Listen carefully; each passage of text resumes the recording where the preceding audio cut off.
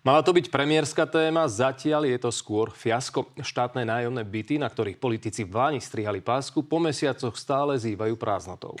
Niekoho odradil zdĺhavý proces, iný ponúkané ceny.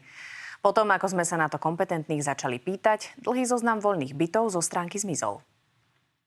Nestrihame každý mesiac, pán minister. Písal sa marec 2025 a premiér ukazoval, ako si predstavuje dostupné nájomné bývanie. Vláde Slovenskej republiky sa podarila veľká vec. Žiadne ďalšie pásky síce odvtedy neprestrihol, projektom sa však nedávno pochválil aj pred zahraničnou návštevou. V unikátnom projekte podpory výstavby nájomných bytov. Skvělý projekt, přesně to, co my chceme. Vydali sme sa teda pozrieť, ako to na mieste vyzerá, no na prvý pohľad to viac ako unikát pripomína mesto duchov. Po 3/4 roku stále zývajú prázdnotou nielen tieto parkovacie miesta, ale aj viac ako polovica všetkých nájomných bytov. Není tam veľa ľudí. Má veľmi málo. Akože není to tu nafulované, ale myslím si, že dosť je ľudí. To aj podľa tých aviet, tam je strašne málo aviet. Reálne záujem je naozaj vysoký, len procesy doteraz boli zdĺhavejšie, keďže riešilo sa všetko papierovou formou. Hovorí šéfka štátnej agentúry nájomného bývania.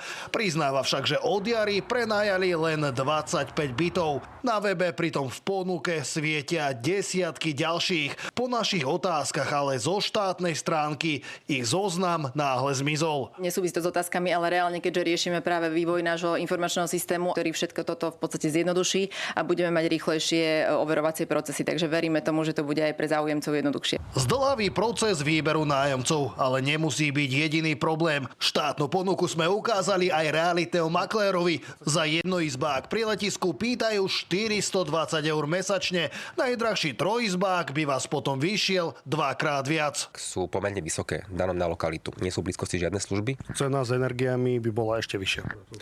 Áno, určite áno. Štát pritom tieto byty v prvom kole prioritne ponúkal zdravotníkom a nemocnica dokonca navrhla, že im prispeje čas nájmu. Z desiatok záujemcov však na konci ostali traja. Najčastejší dôvod to uvádzali títo záujemcovia vysokú cenu nájmu a takisto bola hlavne lokalita a ako oni tvrdili nedostupnosť. Ľudia mali dojem, že sa jedná o sociálne byty, takže môže byť práve to, že aj tá očakávanie toho nájomného boli oveľa nižšie, ale zároveň je to stále regulovaný nájom, ktorý je stále nižší ako ten trhový.